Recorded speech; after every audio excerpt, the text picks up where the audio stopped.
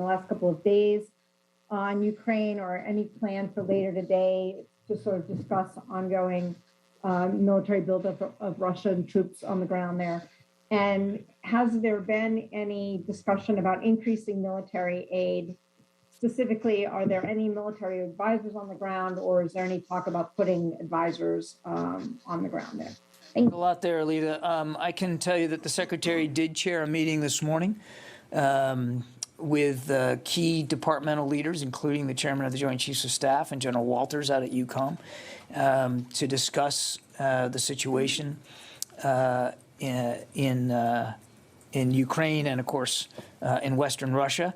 I won't get into intelligence assessments, but he is staying very keenly and closely informed by senior military and policy leaders here at the department about what we continue to see. And what we continue to see is added capability that President Putin continues to add, added military capability in the western part of his country and around Ukraine.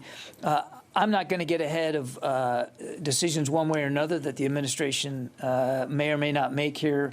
Lita, as you know, President Biden will be calling and talking to President Putin tomorrow. I think we need to let that conversation happen. What I would point you to is the Secretary's comments over the weekend when he was out at the Reagan National Defense Forum, where he said and still believes that diplomacy and leadership can still make a difference here, and that there needs to be space for that diplomacy and for that leadership to come to play to try to get an outcome here that is destabilizing and that doesn't result in any sort of open or armed conflict. Yeah, Tom? Are there still U.S. military trainers in Ukraine? If so, how many? What kind of training are you providing? And also, what kind of military equipment is still being provided to Ukraine?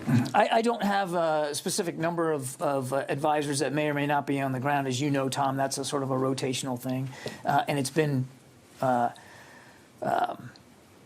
in keeping with longstanding support by two different administrations about making sure that Ukraine continue to defend itself. I don't have an update on specifics with that. I don't have an update, Tom. I'm not going to speculate one way or another on that.